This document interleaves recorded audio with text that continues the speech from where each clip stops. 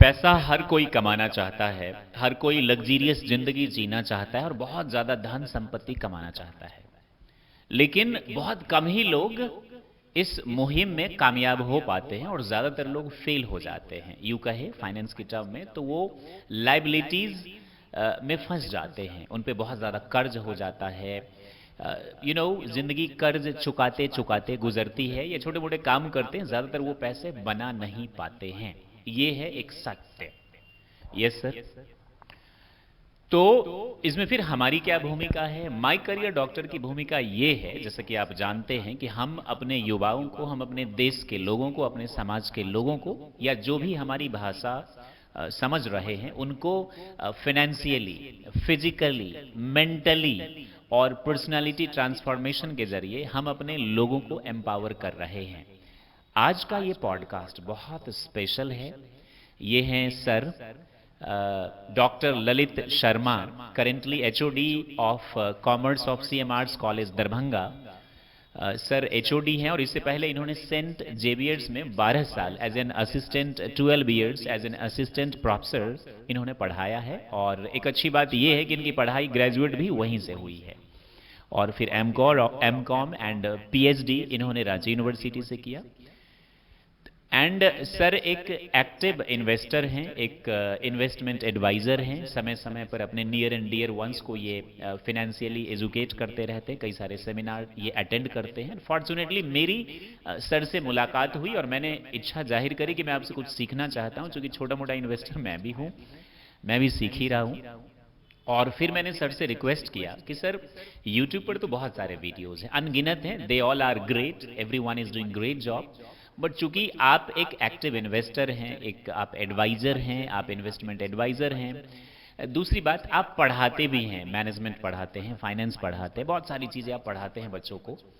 तो मुझे लगता है आप जब गाइड करेंगे तो ये बहुत अच्छा रहेगा आम आदमी के लिए। स्टूडेंट्स को तो मैं खास तौर से रिक्वेस्ट करूंगा और सजेस्ट करूंगा कि आप नोटबुक और पेन लेकर बैठ जाइए। इस पॉडकास्ट को हम 3 एपिसोड में डिवाइड कर रहे हैं। आज पहला है general things, second we will talk about mutual fund या फिर equities, and third we will talk about mutual fund. तो जो भी पहलू हैं, फाइनेंस इज लाइक ब्लड। जैसे ब्लड के बिना शरीर आपका सरवाइव नहीं कर पाएगा, वैसे ही फाइनेंस के बिना आप जिंदगी में सरवाइव नहीं कर पाएंगे। इन शॉर्ट, मनी मैनेजमेंट के बारे में कि पैसे कैसे कमाएं। पैसे का एक प्रिंसिपल है, पहले तुम कुछ कर तब मैं तेरे पास आऊं। लोग, आम आदमी कहते हैं कि भाई तू आ तब मैं कुछ करूं। तो इन तमाम पहलुओं पर आज हम बात करेंगे कि क्या है पैसा, कैसे बनाए जाते हैं पैसे, और क्यों ज्यादातर लोग लाइबिलिटीज के चंगुल में फंस जाते हैं, दे गेट ट्रैप्ड। मुझे लगता है ये पॉडकास्ट बहुत बहुत बहुत ज्यादा इंपॉर्टेंट है। सबसे पहले सर आपका बहुत बहुत स्वागत है, आपने समय दिया और इस विषय पर आप बात करने के लिए राजी हुए, इसके लिए आपका बहुत बहुत स्वागत है। Thank you very much Prakash sir. क्योंकि आज जिस विषय पर आपने मुझे बात करने को आमंत्रित किया है, undoubtedly this is a very important issue, क्योंकि इस पर बात बहुत जरूरी है। देखिए, बिजनेस स्टैंडर्ड की एक रिपोर्ट आई थी ईयर 2023 में। उस रिपोर्ट में कहा गया था the percentage of financial literacy in India is approx 27%। सोचिए, मतलब 100 में केवल 27 लोग ही हैं जिनको फाइनेंस के बारे में पता है। फाइनेंशियल लिटरेसी है, लिटरेसी का मतलब पता है, इन्वेस्ट नहीं करते, पता है। जी सर जी। और अगर हम विद्यार्थियों की बात करें तो this percentage falls below 20%। It's approx 18%। 18%। Yes. और वे भी उनको पता है, एक्टिव नहीं है, इनको पता एक्टिव है। नहीं है, हाँ। तो देखिए, हमारे यशस्वी प्रधानमंत्री मोदी जी ने भी एक सपना देखा है, विकसित भारत 2047 का। मगर सोचिए इस बात पे कि क्या भारत एक विकसित राष्ट्र बने ऐसी परिस्थिति में जब हमारे आबादी के 30% लोग भी फाइनेंशियल लिटरेसी के मामले में अग्रणी नहीं है। तो सवाल ये उठता है कि ये कहां से आए। तो फॉर्मल एजुकेशन में हम बच्चों को इकोनॉमिक्स पढ़ाते हैं, हम बच्चों को अकाउंटेंसी पढ़ाते हैं, हम बच्चों को बिजनेस मैनेजमेंट पढ़ाते हैं। स्कूल लेवल पे बी इकोनॉमिक्स की पढ़ाई होती है। लेकिन जहां तक फाइनेंशियल लिटरेसी का सवाल है, कहीं ना कहीं हमारे एजुकेशन सिस्टम में उसकी जरूरत है, और इस बात को सीबीएसई ने महसूस भी किया है। इसलिए अब भारत में फाइनेंशियल लिटरेसी की बात हो रही है।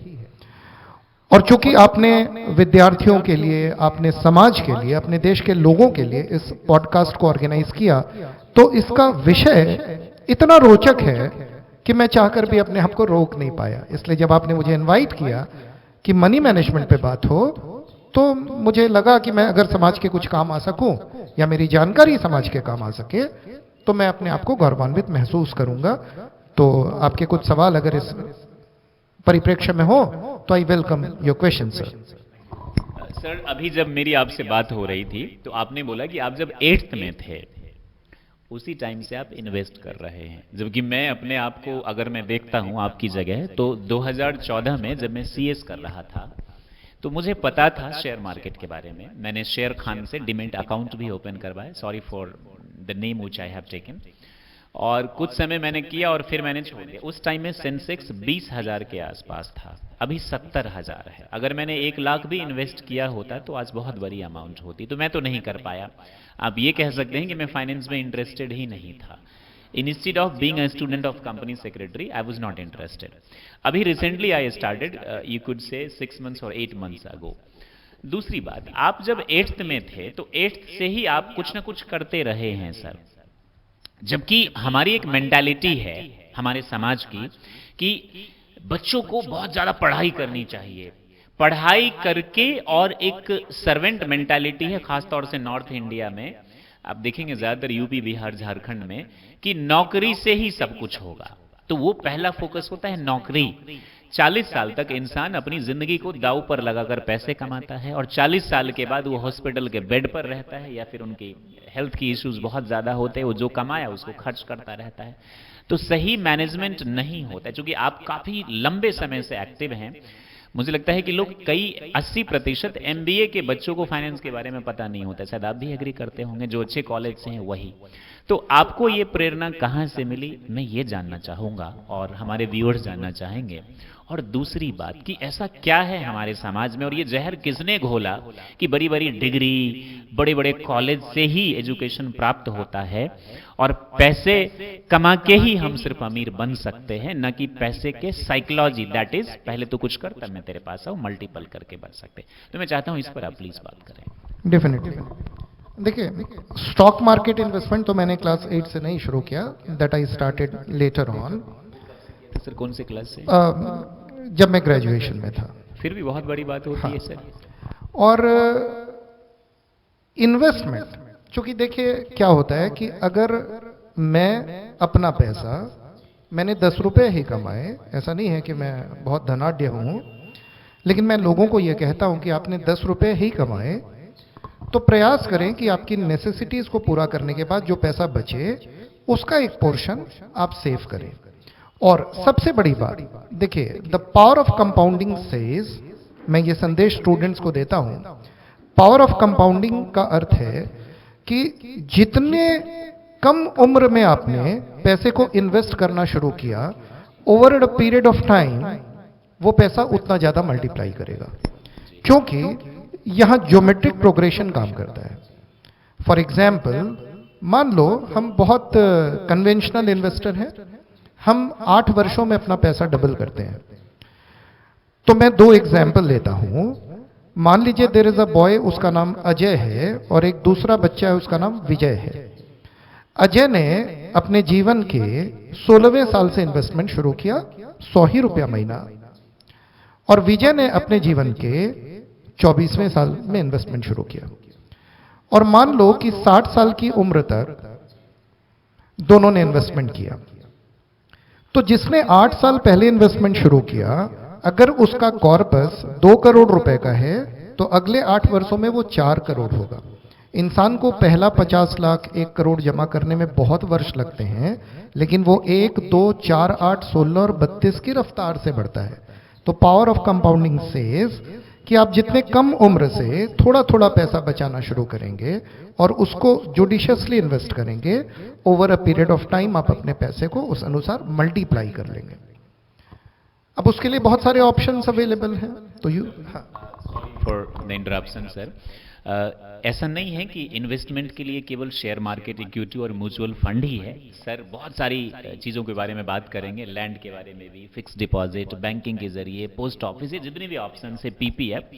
लेकिन चूंकि जब हम फाइनेंस की बात करते हैं तो ज़्यादातर शेयर मार्केट की हुई। और सर ये कहना चाहते हैं कंपाउंडिंग का मतलब कि अगर आपने कम समय में, स्टूडेंट आप हैं, 10वीं में हैं, 11वीं में हैं, 12वीं में हैं, तब से अगर आपने इस चीज़ पर ध्यान देना शुरू किया तो चांसेस है कि आप उनके बजाय जो उम्र ज़्यादा होने के बाद जब शुरू करते तो उनसे आप ज़्यादा अच्छे पोजीशंस पे आप रहेंगे, आपके पैसे ज़्यादा मल्टीप्लाई होंगे, right sir. That is compounding interest आपको मिलेगा और आप ज़्यादा इंजॉय कर पाएंगे। लेकिन सर ऐसा देखा गया है कि स्टूडेंट्स ग्रेजुएट तक कुछ करते नहीं, सीधा पढ़ाई करते, और पढ़ाई में भी ज़्यादातर डिग्री उनके पास होती है। नॉलेज, मान लीजिए कॉमर्स है तो कॉमर्स के बारे में प्रैक्टिकल नॉलेज है नहीं, साइंस है तो साइंस के बारे में प्रैक्टिकल है नहीं, ह्यूमैनिटीज़ वालों ने तो ये मान रखा है कि पढ़ने से फ़ायदा क्या, तो पढ़ेंगे क्यों, सिर्फ यूपीएससी के लिए वो कोशिश करते। ऐसी अवधारणा, ऐसा नहीं कि सभी ऐसा ही करते, माफ़ी चाहूँगा, बट ऐसा है जनरल कॉलेजेस में। तो सर ऐसे में ग्रेजुएट के बाद ही लोगों की आंखें खुलती है और फिर वो एक ही फोकस होता है कि नौकरी करना है, वो भी सरकारी नौकरी की तैयारी में चले जाते हैं। फिर अपना समय, ऐसा नहीं कि नहीं मिलता, बहुतों को मिलता भी है और पैसे वो कमाना शुरू करते, फिर नौकरी होती है। अब जैसा कि आप जानते हैं, आपका खुद का बैकग्राउंड भी बिजनेस फैमिली से आप ताल्लुकात रखते हैं, आपकी जो सैलरी है वो इन्फ्लेशन को बीट नहीं कर पाती है। आमदनी है 40,000, खर्च है 60,000 के आसपास, पैसे आए नहीं कि दूध वाला, सब्जी वाला, बेसन वाला, राशन वाला, दवाई वाला, सबके लिए पैसे तैयार हैं। इंस्टॉलमेंट भी हमने पाल रखा है, एक लाइबिलिटी के चंगुल में भी तो हम लोग फंस जाते हैं ना। तो आपकी क्या सलाह रहेगी, एक 9वीं 10वीं क्लास के बच्चों को इस पर कैसे ध्यान देना चाहिए? हमारा मेन एक फोकस ये भी है, या फिर उनके जो माता पिता जो काफी उम्र दराज हैं वे क्या कर सकते हैं, कैसे इसकी शुरुआत कर सकते हैं, जरा इस पर प्रकाश डालिए। देखिए प्रकाश सर, बहुत अच्छा प्रश्न पूछा आपने। सबसे पहला इन्वेस्टमेंट अगर किसी परिवार को करना हो तो that should be made on human capital, should be made on human capital. अच्छा, ह्यूमन कैपिटल, एग्जैक्टली। जी जी, बहुत। यानी अगर आप किसी बच्चे को शिक्षित करेंगे, अगर आप किसी बच्चे को काबिल बनाएंगे, या अगर आप उसको स्किल इम्पार्ट करेंगे इन रियल सेंस, तो वो अपने पूरे जीवन भर अपने स्किल्स के दम पर, अपनी काबिलियत के दम पर पैसा कमाएगा। तो the first investment should be on human capital. क्योंकि आपने देश में जितने सफल लोग देखे होंगे, चाहे वो क्रिकेटर्स हों, वो फिल्म स्टार हों, वो एंटरप्रेन्योर हों, उन सबके पास कुछ ना कुछ स्किल है। तो the first investment should be made on developing skills. Sir यहाँ पेरेंट्स इन्वेस्ट तो कर रहे हैं, माफी चाहूंगा आपसे इंटरप्शन के लिए, इन्वेस्ट तो कर रहे हैं, वो 12th करवा रहे हैं, ग्रेजुएट करवा रहे हैं, एमबीए करवा रहे हैं, बीटेक करवा रहे हैं, फिर भी कहाँ कमी रह जाती है कि हम कामयाब हो नहीं पाते, हम पैसे बना नहीं पाते, या कमा रहे हैं तो उससे ज़्यादा खर्च मुंह फारे खड़ी रहती है। क्या वजह है सर? एजुकेट तो कर रहे हैं लोग, फिर गलती कहाँ हो रही है हमारे पेरेंट्स से, हमारे लोगों से? इस पर ज़रा प्रकाश डालिए। मे बी मैं बहुत से लोगों से डिफर करता हूं इस मामले में। The problem in India is not unemployment, the problem is unemployability.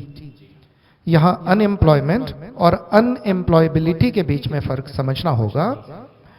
Unemployability का मतलब है, मान लो मैं एक इंजीनियर हूं, लेकिन कंपनी मुझसे जो अपेक्षा रखती है या जो उम्मीद रखती है, मैं उन उम्मीदों पे खरा नहीं उतरता, तो मैं कहूंगा कि मैं एक इंजीनियर हूं मगर अनएम्प्लॉयड हूं।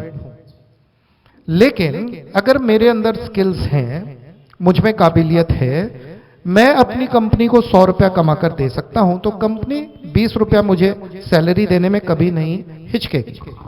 सो the problem is not unemployment, the problem is unemployability. और दुनिया के कई देशों ने यह साबित भी किया है कि पॉपुलेशन बहुत ज्यादा होना एक अभिशाप नहीं, वरदान भी हो सकता है, प्रोवाइडेड उस पॉपुलेशन को आपने प्रोडक्टिवली एंगेज किया। तो यहां तो बहुत सारे फैक्टर्स काम करते हैं, सरकार की नीति, देश में इंडस्ट्रियलाइजेशन का माहौल, सेक्टर्स ऑफ इकोनॉमी, कौन सा सेक्टर कैसा परफॉर्म कर रहा है, तो यहाँ तो बहुत सारे क्लस्टर ऑफ फैक्टर्स काम करते हैं। तो मैं उस विषय पर नहीं जाना चाहूँगा, क्योंकि हमारा विषय मनी मैनेजमेंट है। मेरा यह कहना है कि सबसे पहला काम करना है, इंसान को अपने अंदर काबिलियत डेवलप करनी है। अगर आप काबिल बनोगे तो आपको सफलता मिलेगी। अगर आपको सफलता मिली, आपने पैसा कमाना शुरू किया, तो वहीं से मनी मैनेजमेंट की अवधारणा शुरू होती है। और सबसे पहली चीज जो हमारी टिपिकल इंडियन मेंटेलिटी होती है कि we want to minimise risk. खराब नहीं है इसमें, हमें हमेशा दो चीजों का ध्यान रखना चाहिए। पहला, we must make investment to beat inflation. अगर इन्फ्लेशन का रेट 6% है, इन्फ्लेशन का मतलब महंगाई, यानी जो महंगाई है हम इतना जरूर कमाएं ताकि हम महंगाई का सामना कर सके। कमा रहे हैं 2 रुपया, महंगाई है 3 रुपए के आसपास, तो क्या हम सामना कर पाएंगे? तो सर वही टेक्निकल टर्म में कह रहे हैं, इन्फ्लेशन। जी सर, प्लीज कंटिन्यू। तो अगर इन्फ्लेशन का रेट 6% है और आपने अपने पैसे को सेविंग अकाउंट में पार्क कर दिया, जहां आपको 2.5-3% का ब्याज मिल रहा है, तो एक साल के बाद आपके 100 रुपए 102 यानी 103 रुपए के आसपास हो गए। 102 रुपया 50 पैसा, 103 रुपया, जबकि महंगाई 100 की 106 हो गई। इसका मतलब आपका पैसा इन्फ्लेशन के रेट के कंपैरिजन में बढ़ा नहीं बल्कि घट गया। तो इन्वेस्टमेंट करते समय पहला टारगेट होना चाहिए कि आप अगर इन्फ्लेशन रेट 6% है तो you must be in a position to generate a return greater than 6%। Yes. To beat the inflation, कम से कम 6% तो होना चाहिए। Right. Second, the second target that you have is to make sure that your capital is not at stake. जैसे हमारे देश में युवाओं में मैं देखता हूं कि वो रातों रात अमीर होना चाहते हैं। हाँ, जी। इसीलिए ट्रैप में फंसते, लोभस्य पापस्य कारणम। जी। करेक्ट। तो ये देखिए, चाहे लोग समझते हैं कि शेयर मार्केट में we have some examples, Warren Buffett, Rakesh Jhunjhunwala ji, ऐसे बहुत सारे लोग रहे हैं, राधा कृष्ण दमानी जी, बहुत सारे लोग रहे हैं जिन्होंने स्टॉक मार्केट से अच्छा पैसा बनाया। बट उन्होंने बहुत गहराई से मार्केट को स्टडी किया है। अगर हम उनके उदाहरण को देखकर और अपनी जेब का सारा पैसा मार्केट में इन्वेस्ट कर देते हैं विदाउट एडिक्वेट नॉलेज, तो हम कैपिटल का रिस्क ले सकते हैं। और वो रिस्क लेना मैं कभी लोगों को एडवाइस नहीं देता कि आप कैपिटल पर दांव खेलिए, आप अपने कैपिटल को रिस्क में ले आइए। भारत में ऐसी कई कंपनियां हैं, अगर आपको स्टॉक मार्केट में इन्वेस्ट करना है तो भारत में ऐसी कई ब्लू चिप कंपनीज हैं जिनके फंडामेंटल्स बहुत अच्छे हैं। उन कंपनियों को आज से 50 साल आगे तक हम देखते हैं कि ये कंपनियां लॉन्ग रन में भी सर्वाइव करेंगी। आप उन कंपनीज का प्रॉपर वैल्यूएशन देखते हुए अगर स्मार्ट इन्वेस्टमेंट कीजिएगा तो हो सकता है आपको रातों रात अमीर बनने का मौका तो नहीं मिले, लेकिन आप अपने पैसे को लॉन्ग टर्म में ग्रो कर सकते हैं। था कि आम आदमी कैसे इन्वेस्ट करे। एक तो आपने कहा कि इन्फ्लेशन को बीट करने के लिए बीट होना चाहिए। तो लोग आमतौर पे क्या होता है, इन्वेस्टमेंट का मतलब because we have conservative mindset, और सेकंड थिंग फ्रॉड्स इतने हुए हैं ना सर इन्वेस्टमेंट के नाम पर। अभी हाल में ही एक यंग लड़के ने फ्रॉड किया तकरीबन 1500 करोड़ का, और वो भाग गया इंडिया से, और it was like SMS scam था जिसके बारे में हमने बात भी किया। लोग विश्वास कहां करें, फाइनेंस के नाम पर सदियों से चीटिंग होती आ रही है। तो एक कम उम्र का स्टूडेंट या माता पिता कैसे इसकी शुरुआत करे, ये मैं आपसे जानना चाह रहा था कि प्लीज इसका आंसर दीजिए कि कैसे, कहां से वो शुरुआत करे। राइट प्रकाश सर, ऐसा है कि सबसे पहली बात यह है कि हम अगर एक प्लॉट ऑफ लैंड परचेज कर रहे हैं, आप सोचिए कि कोई व्यक्ति अगर कहीं जमीन खरीद रहा है, इसमें ये भी था कि जमीन तो महंगी होती है, एक स्टूडेंट खरीद नहीं सकता, बैंक फिक्स डिपॉजिट करना भी उसके बस की बात नहीं है, उसके पास तो पैसे ही रहते हैं 100, 200, 300 रुपए। तो ऐसे में बच्चे कैसे इन्वेस्ट करें? दूसरी बात, विश्वास किस पर करें? चीटिंग भी तो होती है, यहां जमा करो फिर वो लेके भाग जाएगा। तो सर इन सवालों का जवाब दीजिए, क्योंकि आपने काफी करीब से देखा इन सर उसी दिशा में मैं प्रयास कर रहा हूं। मैं वापस अपनी बात पर आता हूं कि अगर मैं कहीं जमीन खरीद रहा हूं या कोई व्यक्ति जमीन खरीद रहा है, तो वो ज़मीन के बारे में बहुत जांच पड़ताल करता है, उस ज़मीन के पेपर्स ओके हैं कि नहीं, उस ज़मीन का लोकेशन प्रॉपर है कि नहीं, फ्यूचर में उस ज़मीन का वैल्यूएशन बढ़ने की कितनी उम्मीदें हैं, वो बहुत रिसर्च करता है, बहुत स्टडी करता है, क्योंकि लोगों का हार्ड अर्न मनी लगा होता है। बट स्टॉक मार्केट में मैंने अक्सर देखा है कि लोग उन शेयर्स पे ज़्यादा दांव लगाना चाहते हैं जिन शेयर्स में ऑलरेडी काफ़ी ग्रोथ हो गया है। और मान लो कि उन्होंने कंपनी एक्स के शेयर्स को देखा कि 1 महीने पहले वो 100 रुपए के भाव में था, 20 दिन पहले वो 170 रुपए के भाव में था, आज वो 220 के भाव में है। तो without knowing the fundamentals of that company, लोग सोचते हैं कि जब ये इस रफ्तार से बढ़ रहा है तो ये बहुत जल्दी 300-400 के भाव पर चला जाएगा। और अक्सर इन्वेस्टर यहाँ चूक कर जाते हैं, यहाँ वो अपने पैसे को ऐसे किसी शेयर में इन्वेस्ट कर देते हैं जिसके फंडामेंटल्स के बारे में उन्हें मालूमात नहीं है। तो जैसे मैंने कहा ना कि अगर आप एक ज़मीन खरीद रहे हो तो आप उस पर रिसर्च करते हो और महीना 2 महीना अच्छा रिसर्च करते हो। तो अगर आप किसी कंपनी के शेयर में इन्वेस्ट कर रहे हो तो मेरा मानना है आप सिर्फ इतना मत सोचो कि आप किसी कंपनी का शेयर ले रहे हो, आप ये सोचो कि उस बिजनेस में आप भागीदार बन रहे हो, तब आपका डिसीजन बहुत प्रॉपर होगा। तो बिल्कुल सही कह रहे हैं आप कि सोच समझकर, ड्यू डिलिजेंस करके, गहरी जांच पड़ताल करके करना चाहिए। लेकिन सर, जिनकी आमदनी ही, जिनके पॉकेट खर्च ही 200, 300, 400 रुपए, उनके पास क्या क्या ऑप्शंस है? पोस्ट ऑफिस वाला, पीपीएफ वाला, इक्विटी वाला, एसआईपी वाला, क्या ऑप्शंस हैं उनके पास? सर, ये जरा बहुत सारे ऑप्शंस हैं। अगर आपको बहुत सेफ इन्वेस्टमेंट करना है, कम पैसे, हर कोई महीने बात मान के चलिए 200 या 500 रुपए, कोई बात नहीं, सबसे पहला काम कर सकते हैं आप, अगर आपको सेफ इन्वेस्टमेंट करना है, आपको कैपिटल का रिस्क नहीं लेना, आप रिकरिंग डिपॉजिट अकाउंट खोल सकते हैं बैंक्स में। आप recurring deposit account post office में खोल सकते हैं।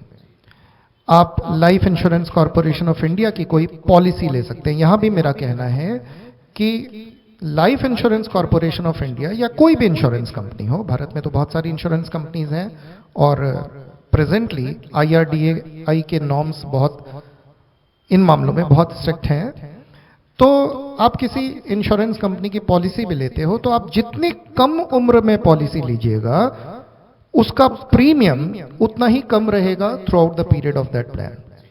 जबकि लोग गलती क्या करते हैं, वो 35 या 40 की एज से इंश्योरेंस पॉलिसी लेते हैं, उस उम्र में जो प्रीमियम होता है फॉर से सम एश्योर्ड इज 10 लाख, उस पे 35 वर्ष की उम्र के व्यक्ति को जो प्रीमियम देना है और 20 वर्ष की उम्र के व्यक्ति को जो प्रीमियम देना है, दोनों में बहुत फर्क होता है।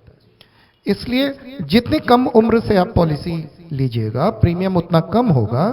और प्रीमियम ऐसा नहीं है, लोग समझते हैं कि इंश्योरेंस कंपनी की पॉलिसी ले ली हमने तो प्रीमियम हमें साल में एक बार देना है। नहीं, आप महीने महीने भी प्रीमियम दे सकते हो, महीने महीने नहीं दे सकते। एग्जैक्टली। तो अगर हम बिल्कुल सेफ इन्वेस्टमेंट की बात करें तो आप पोस्ट ऑफिस में, बैंक के रिकरिंग डिपॉजिट में पैसा जमा कर सकते हो, आप इंश्योरेंस की पॉलिसी में पैसा लगा सकते हो। बट यहाँ पे भी मैं बाद में इन डिटेल आपको बताऊंगा कि वो इंश्योरेंस अगर आप टर्म इंश्योरेंस के फॉर्म में लोगे तब आपको क्या क्या फायदे हैं और एंडोमेंट प्लान लेने का फायदा क्या है और नुकसान क्या है। एग्जैक्टली यही मैं कहना चाह रहा था। टर्म इंश्योरेंस, ये हम अगले एपिसोड में जिक्र करेंगे। टर्म इंश्योरेंस ज्यादा बेटर होता है, लेकिन आम आदमी वो नहीं करना चाहता। इसमें अमीर लोग, शिक्षित लोग ही करते हैं, इन्वॉल्व होते हैं टर्म इंश्योरेंस में। ठीक है, तो आप कह रहे हैं कि कम पैसे, क्या एसआईपी वगैरह भी अच्छा ऑप्शन हो सकता है? अब स्टेप 2 कि आपको लगा कि नहीं मैं बहुत यंग हूं और मैं लॉन्ग रन में थोड़ा रिस्क ले सकता हूं, ऐसी सूरत में आपके पास एक बहुत अच्छा प्लान है, that is you take systematic investment plan. मैं आपको एक उदाहरण से समझाता हूं। आज MRF stands for Madras rubber factory. तो मद्रास रबर फैक्ट्री लिमिटेड का एक शेयर 1 लाख रुपए से ज्यादा का मिलता है, अराउंड 1.5 लाख रुपए। राइट। तो अब मान लीजिए कि मुझे टायर की एक कंपनी में पैसा इन्वेस्ट करना है और मेरे पास 2000 रुपए है, तो ऐसी सूरत में तो मैं MRF का टायर नहीं ले सकता, लेकिन थ्रू SIP मोड मैं उन कंपनीज के उन फंड्स में पैसा इन्वेस्ट कर सकता हूं जो टायर कंपनीज में भी इन्वेस्टमेंट करती हैं। अब इसको मैं उदाहरण से समझाता हूं। म्यूचुअल फंड का कॉन्सेप्ट है, I am citing an example, लोग इससे कनेक्ट कर जाएंगे। मान लीजिए कि दीपावली का दिन है और दीपावली के दिन घर में एक छोटा बच्चा है जिसने देखा बहुत सारे गेस्ट आए हुए हैं, पापा बहुत बिजी हैं, तो उसने एक पैकेट पटाखों का लिया और पटाखों का पैकेट लेके उसने पापा को बोला, पापा मैं छत पे जा रहा हूं। सफेद कुर्ते पजामे में उसके पापा हैं, उसके चाचा हैं, घर में बहुत सारे मेहमान आए हुए हैं, घर में बहुत सारी महिलाएं हैं, सब अपने अपने काम में बिजी हैं। तो उसके पापा ये नहीं कर सकते कि बेटा जाओ, ऑल द बेस्ट, तुम पटाखे अपने से छोड़ लो, बच्चा बहुत छोटा है। तो उसके फादर क्या करेंगे, अब उनके पास समय भी नहीं है बच्चे के साथ जाने का, तो वो अपने छोटे भाई को कहेंगे कि राहुल तुम बच्चे के साथ चले जाओ और ध्यान रखना इसको कोई जोखिम नहीं। अब आप सोचिए कि बच्चे ने नया नया पटाखा चलाना सीखा है तो वो अपना हाथ जला सकता है, नुकसान कर सकता है। लेकिन उसके चाचा जी ने किया क्या, बड़ी समझदारी से उसने बच्चे से कहा कि चलो कौन सा पटाखा है। बच्चे ने एक अनार निकाला, अनार आप समझते होंगे, अनार बम। तो बच्चे ने वो लिया और अपने चाचा के हाथ में दिया। चाचा ने उससे कहा देखो तुम्हारे द्वारा दिया गया अनार लेके ये देखो मैं छत पे यहां रख रहा हूं, चलो अब माचिस की डिब्बी मुझे दो। बच्चे ने दिया। मोमबत्ती दो, बच्चे ने दिया। उन्होंने माचिस के डिब्बे से तीली निकाली, मोमबत्ती को जलाया और जाके बच्चे के प्रेजेंस में उस अनार को उन्होंने, हाँ, और बच्चा बड़ा खुश हो गया। सेम ये काम मार्केट में म्यूचुअल फंड कंपनीज करती है। वो बच्चे, हम आम भारतीय हैं जिनको सिक्योरिटीज मार्केट के बारे में बहुत गहराई से जानकारी नहीं है, लेकिन हम उसका मजा भी लेना चाहते हैं। तो जो नए इन्वेस्टर हैं उनसे मैं कहूंगा कि बाजार में जाके उस छोटे बच्चे की तरह सीधा अपना हाथ जलाने की बजाय आप एक गार्जियन को अपना पैसा दे दीजिए जिनको बाजार की समझ है। और इस गार्जियन के रोल में बहुत सारे कॉम्पिटेंट फंड मैनेजर हमारे देश में हैं जो म्यूचुअल फंड हाउसेस के लिए काम करते हैं। अब बात आई एसआईपी की। SIP stands for systematic investment plan. Systematic investment plan में हम बड़े डिसिप्लिन में अपना पैसा इन्वेस्ट करते हैं।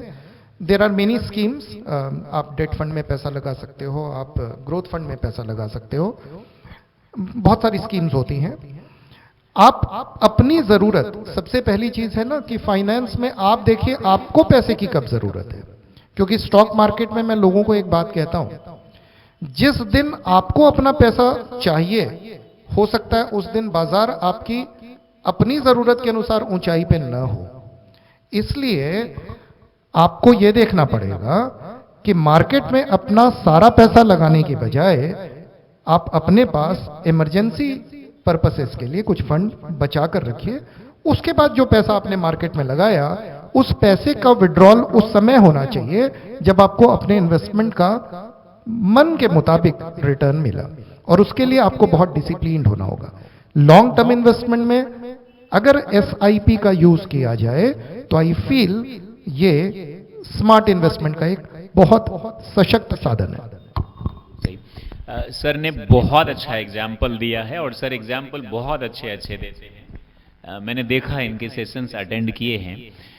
जैसे कि इन्वेस्ट आप करते हैं और मैंने सर से सवाल किया था जिनके पास पैसे कम है, 200-400 रुपए है, जिनके पास ज़्यादा है ठीक है और नॉलेज भी नहीं है, ऐसे में आप चाहते हैं कि आप भी कुछ करें, तो स्टॉक मार्केट में म्यूचुअल फंड का ही पार्ट है एसआईपी। जी सर।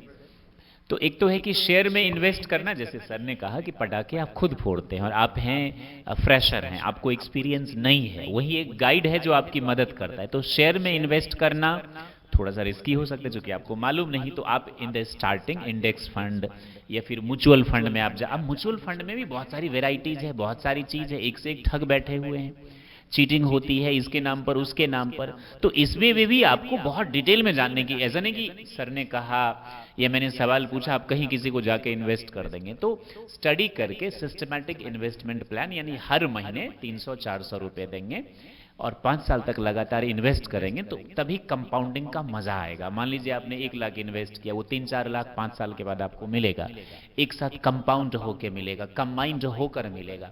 तो आपने दिया कितना, 300-400 रुपया हर महीने, मिला कितना एक साथ, एक अच्छी अमाउंट। आप 12वीं में पढ़ रहे हैं, ग्रेजुएट होते होते आपके पास अगर 5 लाख रुपए आ गए तो बुराई क्या है। और पॉकेट खर्च वही समोसे के पैसे बचाने हैं, लिट्टी के पैसे और जो फास्ट फूड वगैरह उसके पैसे आपको बचाने, जो हम चाहते भी हैं कि आप ना खाए फास्ट फूड। जी सर, करेक्ट। इसके पैसे आप बचा के जो हैं वो इसमें इन्वेस्ट करें। और लेकिन ये जानना, अगले एपिसोड में हम बात करेंगे कि कैसे चूज करें कि कौन सा म्यूचुअल फंड, एएमसी जो है एसेट मैनेजमेंट कंपनी अच्छी है, कहाँ इन्वेस्ट करें। स्मॉल प्रकाश सर, इस दिशा में मैं एक बात जोड़ना चाहूंगा। अगर एज एन इन्वेस्टर आपको बहुत जानकारी नहीं है कि कौन सा म्यूचुअल फंड अच्छा है कौन सा नहीं, तो 2 टिप मैं आपको देता हूं।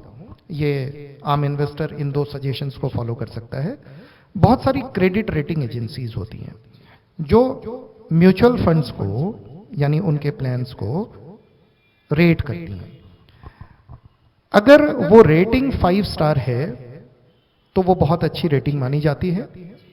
3 star and above is considered as good rating, 5 star is considered as best.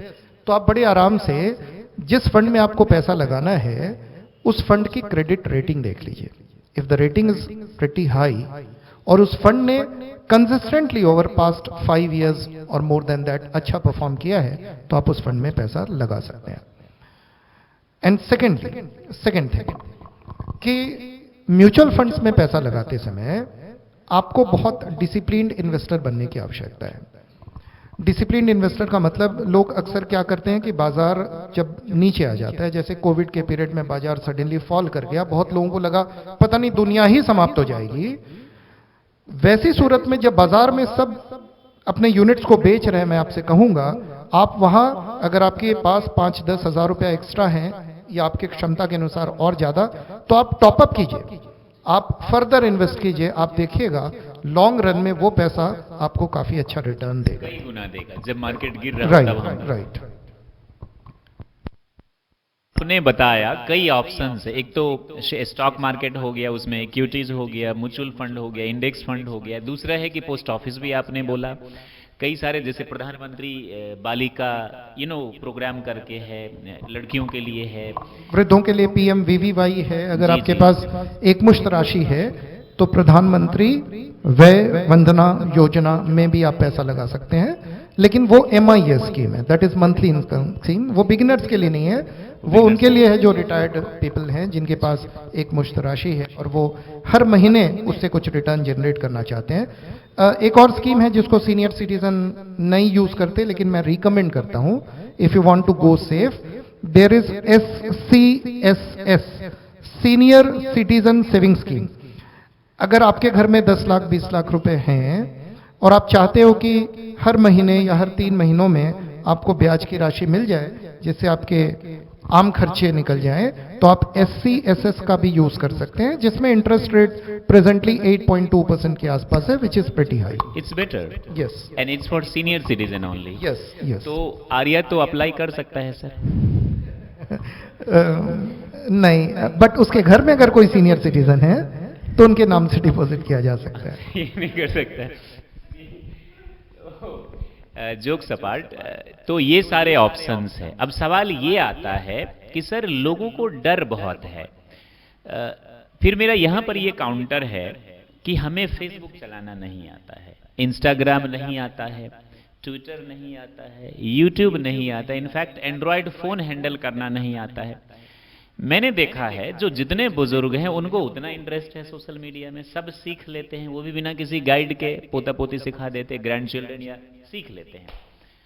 तो जब ये सारी चीजें हम सीख लेते हैं, साइकिल चलाना, बाइक चलाना, स्विमिंग करना, बहुत कुछ हम सीख लेते हैं, तो क्या हम फाइनेंस के बारे में अगर इंटरेस्ट हो, न्यूज़पेपर पढ़कर, फाइनेंस की न्यूज़ देखकर, डिजिटल मीडिया के माध्यम से, ऐसे पॉडकास्ट सुनकर, क्या हम इंटरेस्ट डेवलप नहीं कर सकते?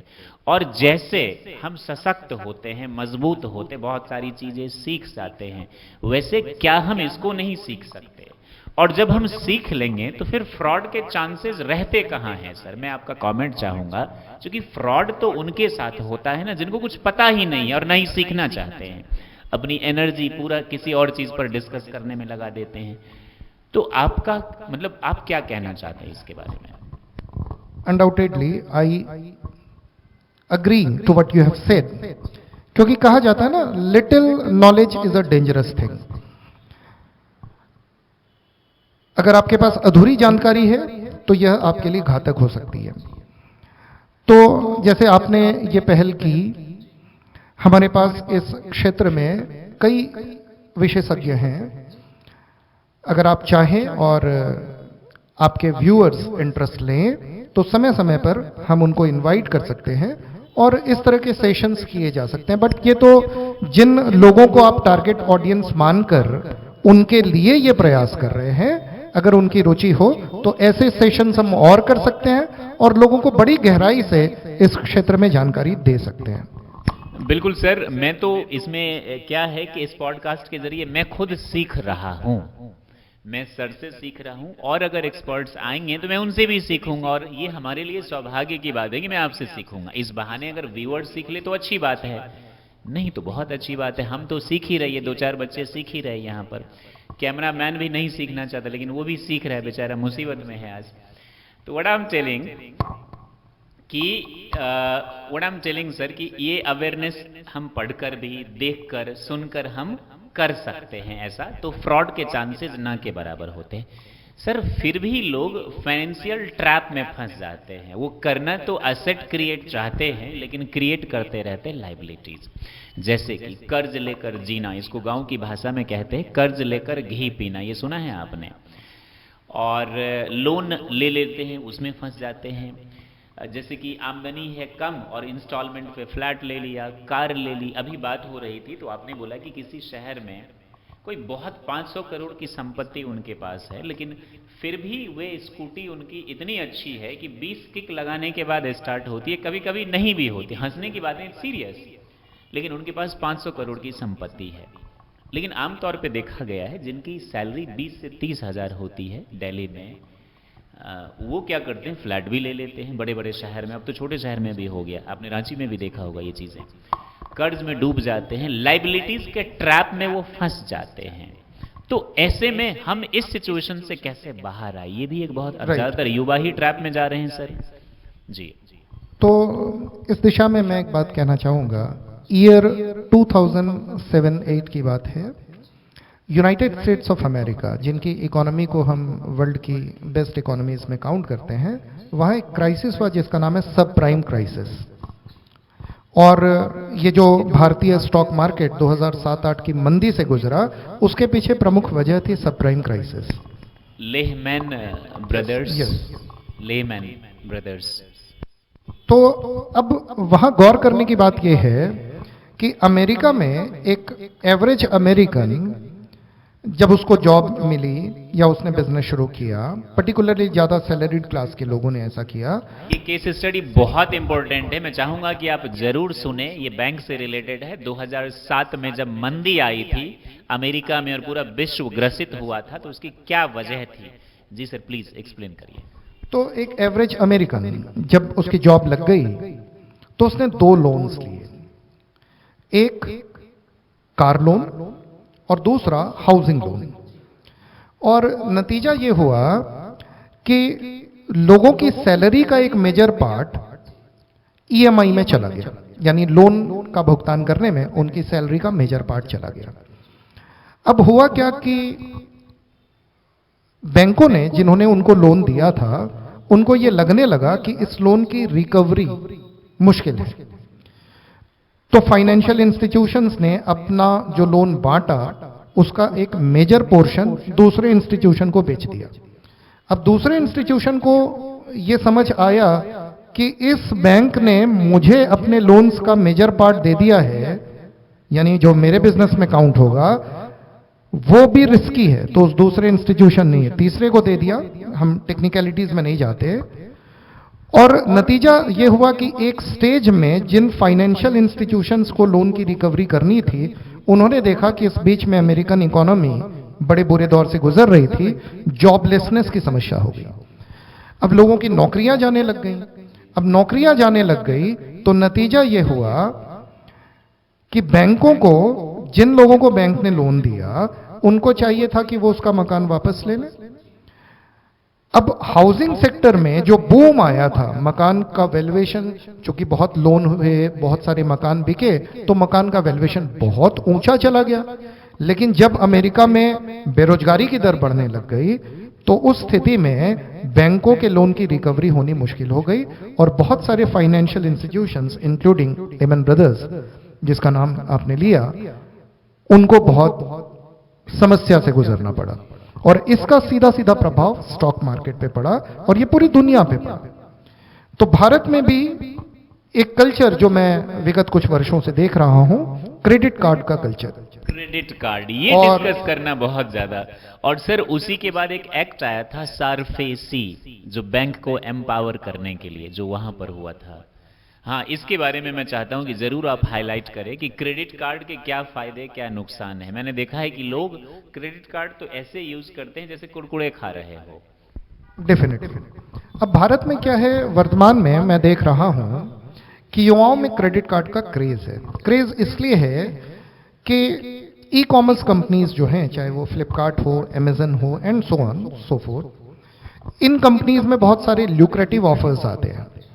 अब इन ऑफर्स को पाने के लिए लोग, कभी मान लीजिए एक पर्टिकुलर सेल में HDFC का क्रेडिट कार्ड है जिस पे 10% का एडिशनल डिस्काउंट है, तो मैंने HDFC का क्रेडिट कार्ड ले लिया।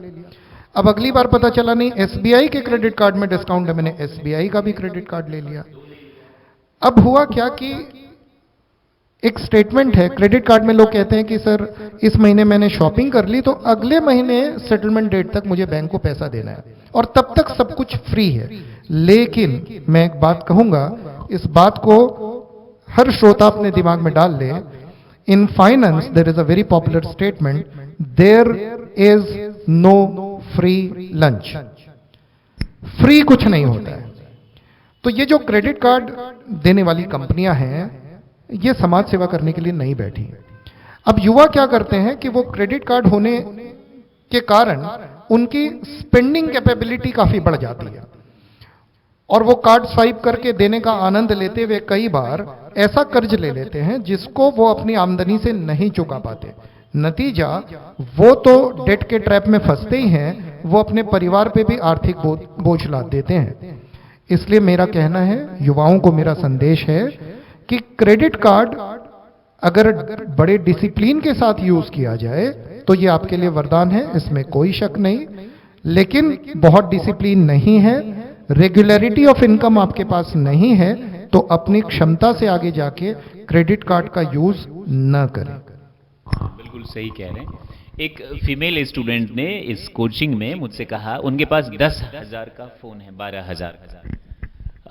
उन्होंने कहा कि मैं ना नौकरी करूंगी और पैसे कमाऊंगी, पैसे कमा के मैं ना 50,000 का फोन लूंगी। मैंने कहा क्यों, 12,000 के तो फोन बहुत अच्छे हैं। बोले नहीं।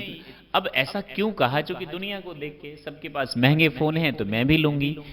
मैंने कहा जब पैसे कमाएंगे तो पैसे इन्वेस्ट करो, अभी से उसको अच्छी जगह लगाओ, मल्टीप्लाई करो। ये 50,000 का फोन कल को कोई चोरी कर लेगा, गिर जाएगा। कंपनियां तो चाहती है कि फुटे।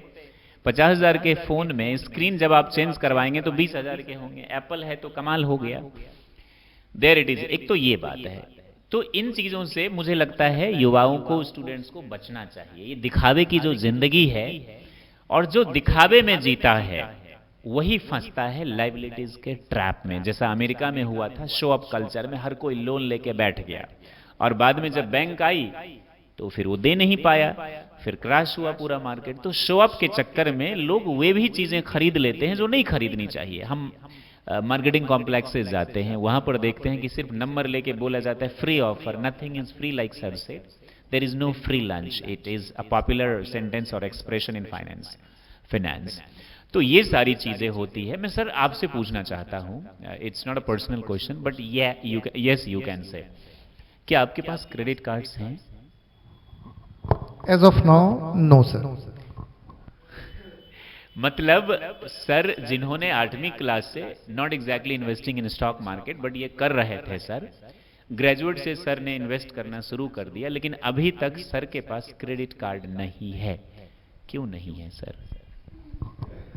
आपकी पर्सनैलिटी के हिसाब से तो आपके पास कम से कम 150-200 क्रेडिट कार्ड्स होने चाहिए, क्यों नहीं है सर?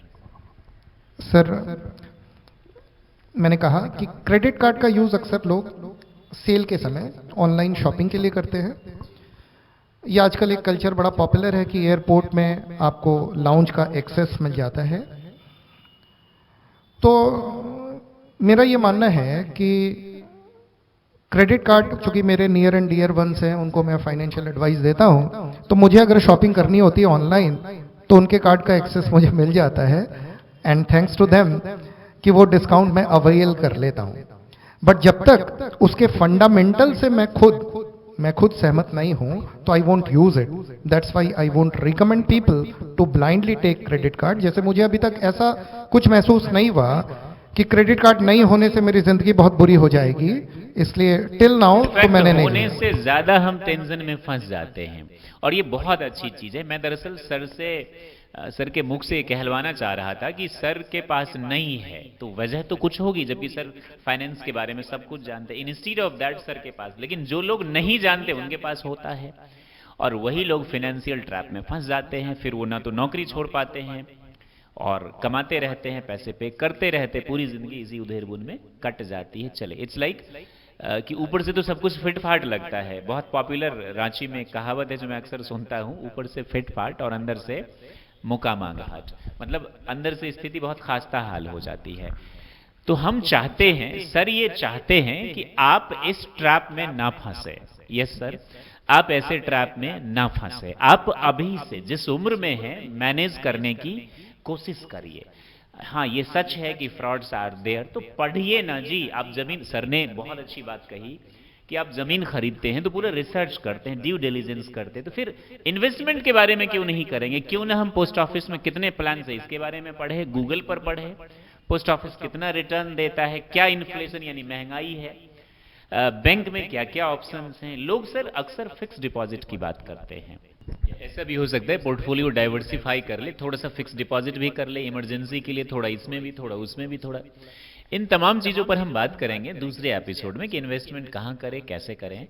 आज आपको लगता है सर कोई पॉइंट्स रह गए जनरल अवेयरनेस में जो हमें बात करनी चाहिए, मैं आपसे पूछ नहीं पाया, ऐसा कुछ लगता है आपको? तो सर, यह क्षेत्र इतना व्यापक है, इतना विस्तृत है कि इस पे 100 घंटे भी अगर बात की जाए तो कम है। मुझे लगता है कि आज के सेशन में व्यूअर्स पर छोड़ दें, उनकी कोई भी क्वेरी हो वो आपके वीडियो में कमेंट बॉक्स में लिखें, हम उनका जवाब उनको देंगे, और हम ये प्रयास करेंगे कि हम उनका सही मार्गदर्शन करें।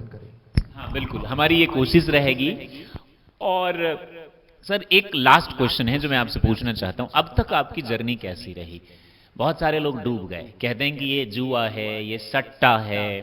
फिर मैं कहना चाहूँगा आपको अवेयरनेस नहीं है, आप इसको गलत नज़र से ले रहे हैं, नेगेटिव ले रहे हैं, क्योंकि ऐसा इकोसिस्टम है, ऐसा एनवायरनमेंट है, आपके पास जानकारी नहीं हो सकती है, या आपने कभी अपने आप को एजुकेट ही नहीं। जैसे आप मैथ्स पढ़ते हैं, जैसे आप साइंस पढ़ते हैं, मुझे लगता है जैसे आप इंग्लिश सीखते हैं उसी तरह फाइनेंस भी सीखनी चाहिए। और शुरुआत में सर ने एक बहुत अच्छी बात कही कि स्कूल में होना चाहिए, मैं भी इस चीज़ की एडवोकेट करता हूँ, financial literacy should be compulsory.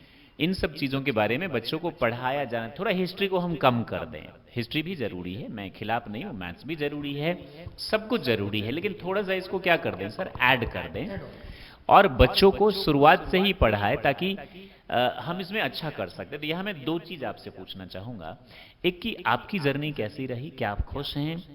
दूसरी चीज, क्या ये बात सच है कि भारत की इकोनॉमी बड़ी तेजी से ग्रो हो रही है 5 से 6 साल में? हालांकि अटल जी ने भी कहा, उसका कई लोग क्रिटिसाइज करते हैं। इस बार आदरणीय अटल जी ने कहा, और अभी आदरणीय प्रधानमंत्री श्री नरेंद्र मोदी जी भी कह रहे हैं, और ऐसा कई इकोनॉमिस्ट की बात मैंने सुनी है, कई इंटरनेशनल लेवल पे लोगों की, कि बहुत जल्द भारत 3 नंबर पे आने वाला है। अभी 5 पे हैं, अभी यूके को हमने ओवरटेक किया है, फिर हम जर्मनी को करेंगे क्योंकि इनकी मार्केट सैचुरेट हो रही है, और फिर जापान को। तो हमारी इकोनॉमी, क्या ये सच है कि बड़ी तेजी से ग्रो हो रही है? ऐसे में युवाओं को चाहिए, युवाओं को मैं बार बार इसीलिए कह रहा हूं क्योंकि आप ही फ्यूचर है कल के, सीखना चाहिए ये। तो इन 2 सवालों का जवाब दे दीजिए सर।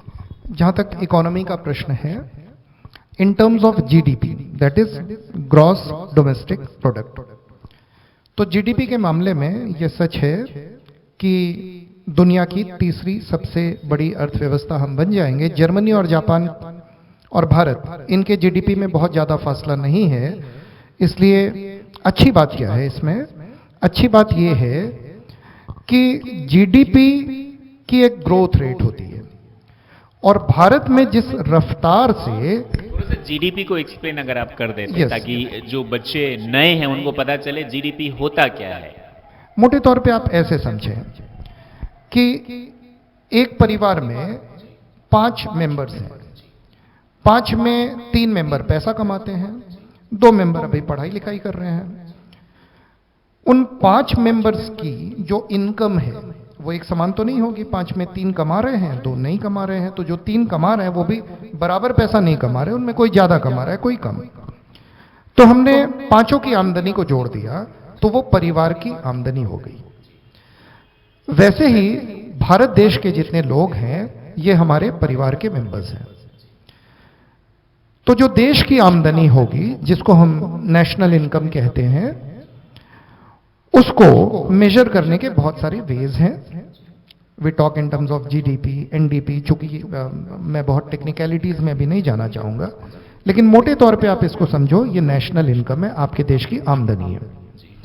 तो जीडीपी के मामले में भारत तीसरी सबसे बड़ी शक्ति बन जाएगा। मैं over a period of time, अभी हमने चाइना हाँ, को इस जीडीपी के मामले में पीछे किया। So not China, not China, UK को अभी हमने पीछे किया है। अभी उम्मीद है कि जर्मनी और जापान। Yes sir please. तो जर्मनी जापान को पछाड़ते हुए, चूंकि आप ऐसे समझो कि आप एक रेस में हो, आप 5वें स्थान पे हो, चौथे पे भी कोई होगा, तीसरे पे कोई होगा, पहले और दूसरे पे होगा। अब पहले और दूसरे पे अमेरिका और चीन जैसे देश हैं जो हमसे बहुत आगे हैं।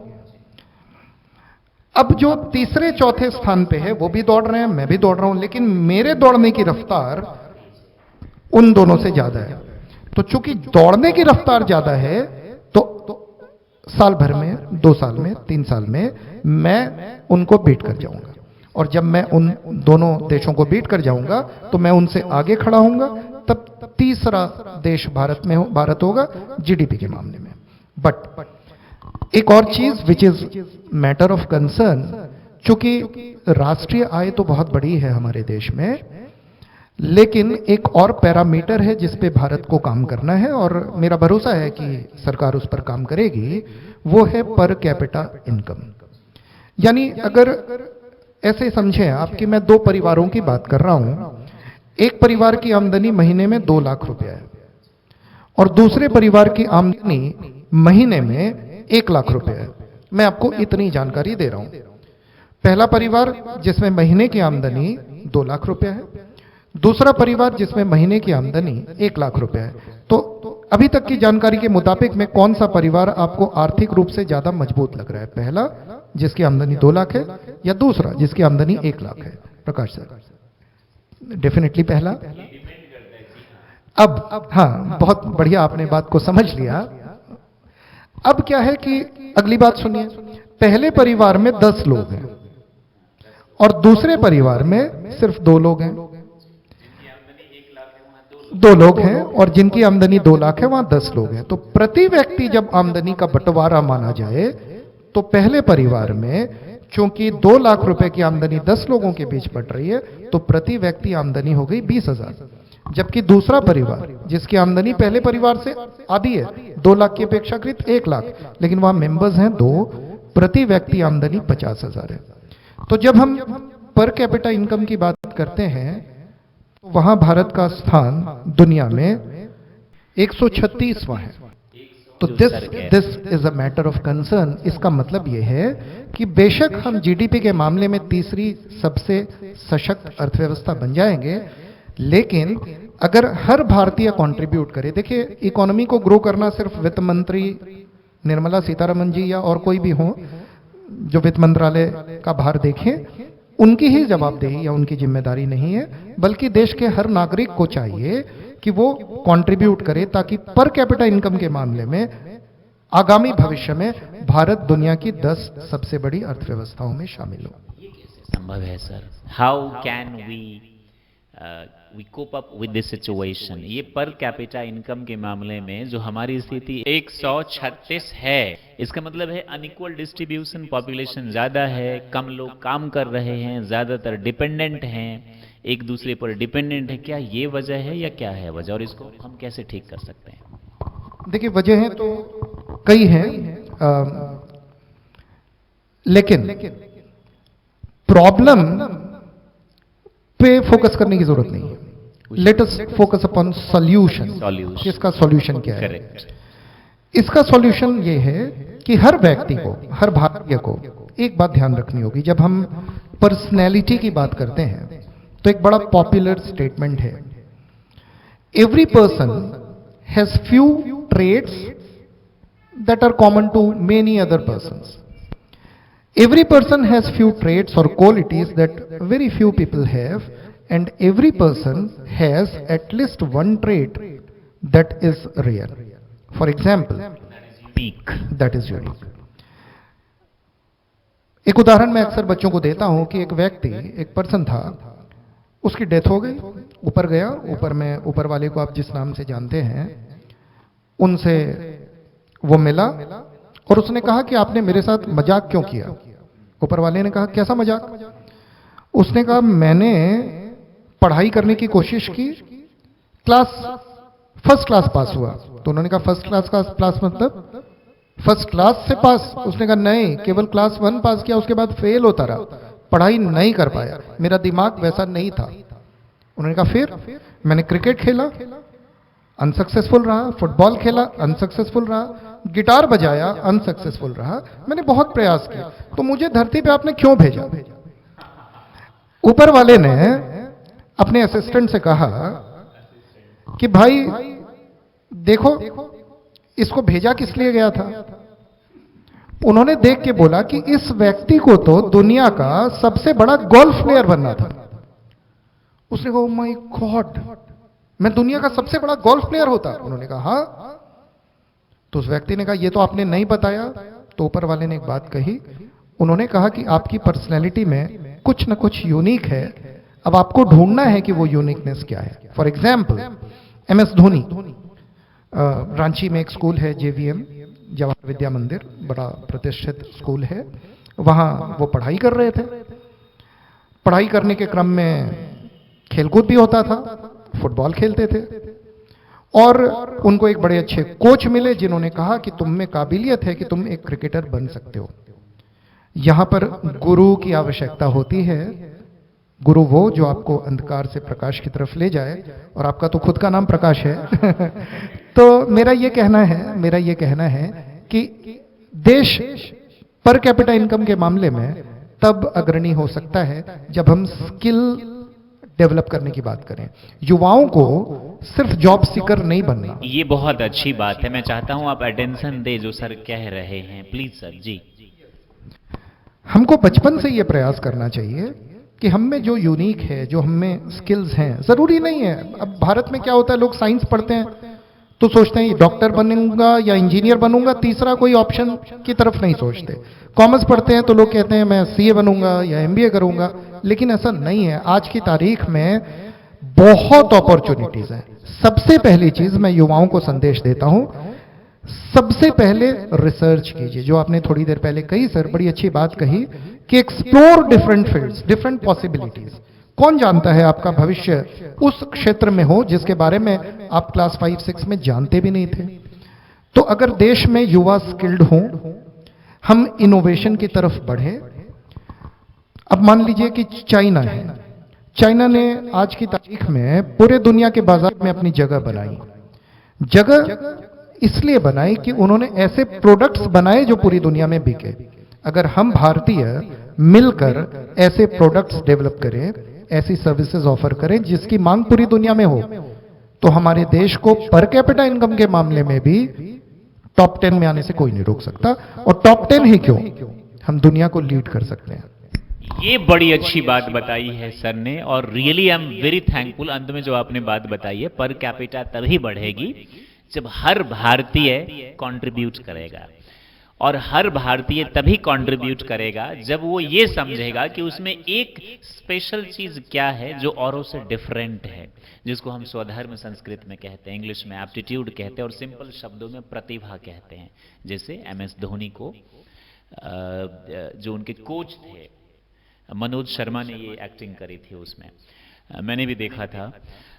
तो उन्होंने बताया कि भाई तुम्हारा जो एप्टीट्यूड है, तुम्हारा जो स्वधर्म है वो इस चीज में है। फिर उन्होंने बहुत अच्छा उसमें किया और पूरी दुनिया जानती है हु इज महेंद्र सिंह धोनी। तो ये बात मुझे लगता है सर कि अंत में आज इस एपिसोड, इस पॉडकास्ट के अंत में आप एक बहुत अच्छी चीज बता रहे हैं, और जिसपे माई करियर डॉक्टर हमेशा कोशिश करती है। इसकी स्थापना ही इसीलिए हुई थी कि युवाओं को सशक्त करे, एम्पावर करे, स्किल डेवलपमेंट पर ध्यान दे, वे न करे जो शर्मा जी वर्मा जी के बच्चे कर रहे। ये दो पॉपुलर एग्जाम्पल आपको भी मालूम होगा, और सर इत्तेफाक से आप शर्मा जी हैं जी। तो जो शर्मा जी और वर्मा जी के बच्चे कर रहे हैं वे ना करे, वे करे जो स्पेशल आप में है, जो ईश्वर ने, परमपिता परमेश्वर ने, अल्लाह ने आपको एक स्पेशल चीज दी है। ये बात आपकी मुझे बहुत अच्छी लगी, और उस पर आप काम करें तो हमारा जो GDP है वो तो ग्रो हो रहा है, पर कैपिटा इनकम भी बढ़ेगा और हम सशक्त होंगे। और हर भारतीय चाहता है कि हमारा देश पहले की तरह हो और अच्छा हो, विश्व गुरु बने। क्योंकि एक चीज जो मैं स्ट्रांगली बिलीव करता हूं सर, भारत अगर शक्तिशाली बनेगा तो दुनिया को घबराने की नहीं, खुश होने की जरूरत है। क्योंकि हम दे ही क्या सकते हैं दुनिया को, हम योगा देंगे, हम मेडिटेशन देंगे, हम आयुर्वेदा देंगे, हम स्पिरिचुअलिटी देंगे, और हम अच्छी अच्छे प्रोडक्ट्स देंगे। हम कोई भी ऐसा काम नहीं करेंगे जिससे दुनिया पर कोई खतरा मंडराए। क्या ये बात सच है सर? बिल्कुल मैं बिल्कुल इसमें स्ट्रांगली यकीन करता हूँ। एग्जैक्टली। भारत देखिए ना, पोस्ट सेकेंड वर्ल्ड वॉर एक ग्रुप जिसको अमेरिका ने लीड किया, एक ग्रुप जिसको रशिया ने लीड किया, लेकिन Bharat, India was a member of non aligned countries, यानी गुट निरपेक्ष नीति रही है। हम किसी गुट के मेंबर नहीं बनते। और मेरा मानना है कि भारत में यह काबिलियत है कि भारत विश्व गुरु बन सकता है। यानी दुनिया में अगर शांति की स्थापना करने में कोई देश अग्रणी हो सकता है तो वो हम सबका देश है भारत, और हमें इस बात पर गर्व है। गर्व है, हो सकता नहीं है। ये इसलिए नहीं कि हम भारतीय हैं, ये इसलिए चूंकि ये सच है। आप इतिहास जानते हैं, थोड़ी बहुत मैंने भी पढ़ी है, और ये सच है। तो भारत से अगर भारत होगा, भारत सुपर पावर बनेगा ही बनेगा, ऐसा आप भी मानते हैं, आप बहुत करीब से देखते हैं, और मैं भी इस चीज को मानता हूं।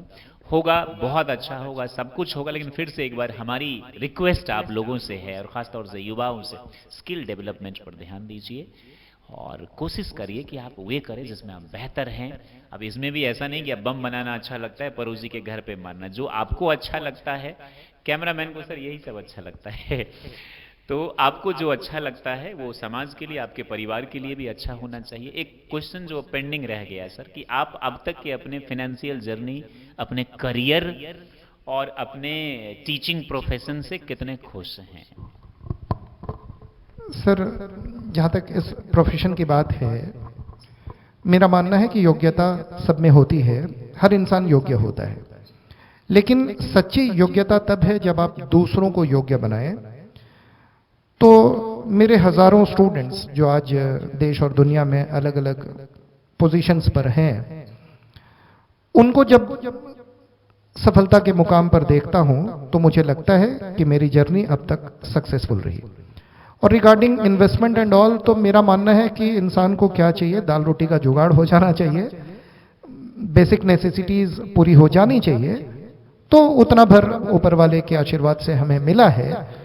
और हम तो चाहेंगे कि ये युवा पीढ़ी अगर अपने सारे शौक, मौज सब पूरा कर ले, अपनी जिंदगी में वो पाए जो वो पाना चाहते हैं, तो हम समझेंगे हमारा सपना पूरा हो गया। आप उस बच्चों को देखकर हैं वे कामयाब हैं, या आपको अच्छा लगता है? A combination of both of these. दोनों चीजें।